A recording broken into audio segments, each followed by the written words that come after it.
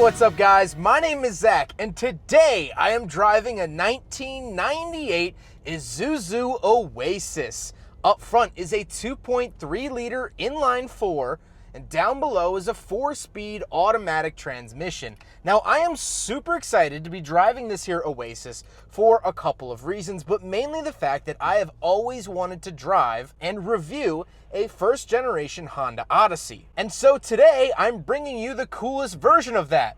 The Honda that isn't a Honda. And we'll talk more about that a little bit later on. But before we get on to anything else, I have a website, zackpradel.com, where you can buy stickers like this retro sticker pack or a big friggin' bottle sticker, both with free shipping. You could also submit your own vehicle to be reviewed by me through a quick and easy submission form. And you could read my behind the scenes blog to see what I'm filming before it comes out on the channel. Now, before we get on to anything else, what the heck is this thing? You might be looking at it, you're probably looking at it and saying, hey, that's a first-gen Honda Odyssey. And you would be completely correct. Back in the 1990s, Isuzu rebadged the Honda Odyssey and sold it as the Oasis. To this day, this is the only Isuzu minivan to ever hit the American market. And when I say hit the American market, I more so mean lightly grazed. These did not sell well. They didn't sell a lot of them. Some online sources say like 10,000 maybe. From 1995 till 1999, Isuzu sold one Oasis for every 33 Odysseys. The Odyssey outsold this van 33 to 1. And most of those sales were actually New York taxi cab or other taxi cab companies.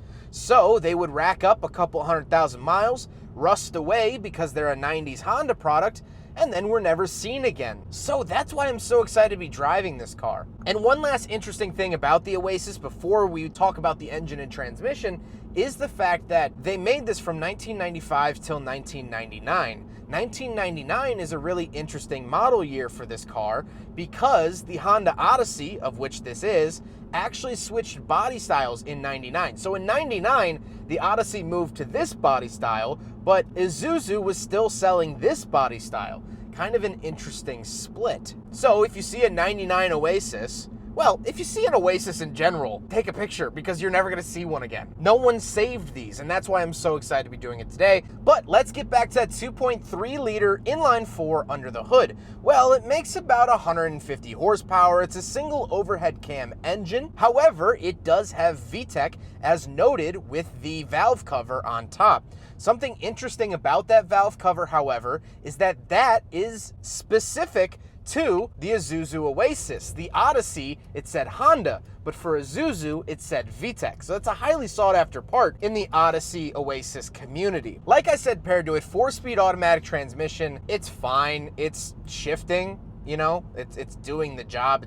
It's doing the thing. However, they do tend to have some transmission problems, but not nearly as bad as the second generation Odyssey did have. Now, there wasn't a second generation of the Oasis, but of course there was for the Odyssey, and the Odyssey is still made today. Last but not least, of course, because it is an Odyssey, it is front wheel drive. So with that out of the way, let's talk about the interior. Well, in front of me, I have some analog gauges. On the left is my tachometer, in the center is my speedometer, and on the right is my fuel, coolant temperature, and gear position. Very standard, very Honda gauges. This reminds me a lot of the Accord, which makes sense because actually this shares a lot of parts with the Accord. Front suspension mostly, which is kind of unique. Down below that I do have cruise control buttons, and then of course the steering wheel is aftermarket. This is not the original steering wheel. However, the owner Tony is desperately trying to find an original Isuzu branded steering wheel. However, as you can imagine with the production numbers at the top of the video, it's not the easiest task in the world. Off to the left, I do have gauge dimmer switches and a vent, and on the door I have my power mirrors, power locks, and power windows. Moving into the center, I have 3 climate control vents, 2 that are adjustable, kind of an interesting setup there. And then of course hazard switch, rear defroster, and some dead switches because this is a base model Oasis. Moving on to the climate controls, very basic climate controls up here. However, we do have rear climate controls we'll talk about, but very Honda, very basic, very 90s. I do have an aftermarket radio, and then I have an ashtray, 12-volt outlet, and a giant storage cubby down below. Now I will show the floor mats real quick because they are Isuzu branded and you probably won't see one again. Now, I don't have a center console. However, you could dealer option a center console back in the day and they would install it for you right there. However, this car does not have that.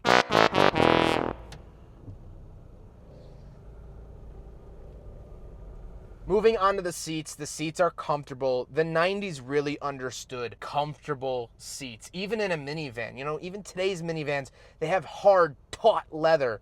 This is nice and soft and comfortable and something I praise most 90s cars for. However, speaking of seats, we do have back seats, so let's go do a back seat review. Okay, so when getting in the back seat, obviously the thing that drew me to the Odyssey / Oasis was the fact that I always forget that the very first generation of Odyssey and Oasis had regular car doors when getting in the back seat. Look at this. It's not a sliding door like the second gen got and then every other minivan had.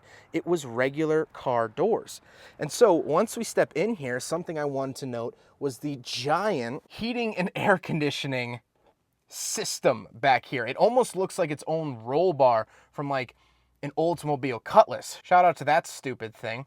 And it also really reminds me of the Previa too. The Previa had something very similar. But now that we're in the back of the 1998 Isuzu Oasis, still such a cool sentence to say. A couple of things to note back here. First of all, I do have cup holders in the doors. Let's get our rusty, trusty, big friggin' bottle. Doesn't fit in there. That's okay. I do have power windows, which I was shocked at for a second, but then I have to remember, this is a regular door. This is a regular car door. Cars had rear automatic windows in the 90s. Not a sliding door, because sliding doors can kind of get, some of them had them but would only go to here, whatever. It's a regular door, so it has regular door things. I already mentioned the air conditioning up above. I do get two little armrests. Now, this is a base model Oasis, as I mentioned up front, and so this gets a rear bench seat as opposed to two captain's chairs. Kind of interesting there. Let's hop around back. We'll talk about the cargo space, but also the third row of seats back there because it's more interesting in the very back. All right, around the back of the Oasis, something I wanted to note. This is actually an OEM backup camera. Now, it's a JDM. The Japanese domestic market got backup cameras on their Odyssey. So, kind of interesting there. Now, moving in here, something else that's interesting is the fact that the rear seats, the third row seats, can actually fold into the floor, which Chrysler boasted about in like 2009 that they had the stow and go system. This is 1998, baby. Fold it like that, then you can fold it back like that and obviously take the rear headrests off and it would fold completely flat, making it a flat ground, but I'm not gonna do that today.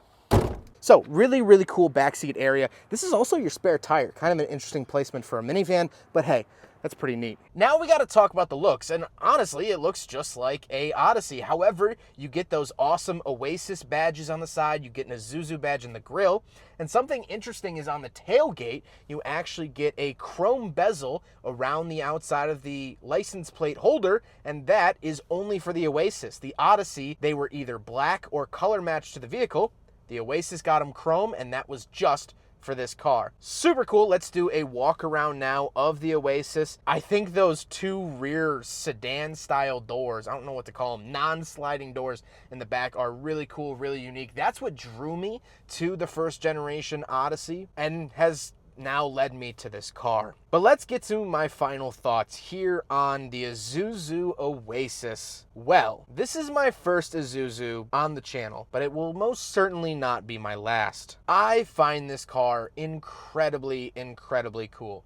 I drive a lot of cars for my career, and I'm very fortunate in that fact. I've driven a lot of things. But what really to my core gives me butterflies and makes my little nerd brain explode, it's cars like this. Even if you don't like my videos, even if you can't stand the sound of my voice, at least now there is an HD video of an Isuzu Oasis. Put me on mute and just enjoy the sights of something that you won't see again. I mean, it's hard enough even finding a Honda Odyssey, a first-gen Odyssey on the road today. And if anyone has a first-gen Odyssey, I'd love to drive one just so I can compare and contrast that car to this. But But I think this was such an interesting niche thing. Isuzu went on to produce a couple of rebadged Hondas. The Isuzu Rodeo was a Honda Passport. The Isuzu Trooper was an Acura SLX. But then they went on to rebadge GM products here in the States. The Isuzu Hombre was an S10. And there was plenty more until in 2009, when seemingly everything in the automotive world got the plug pulled. Isuzu left the American market. Now, they do manufacture things overseas, and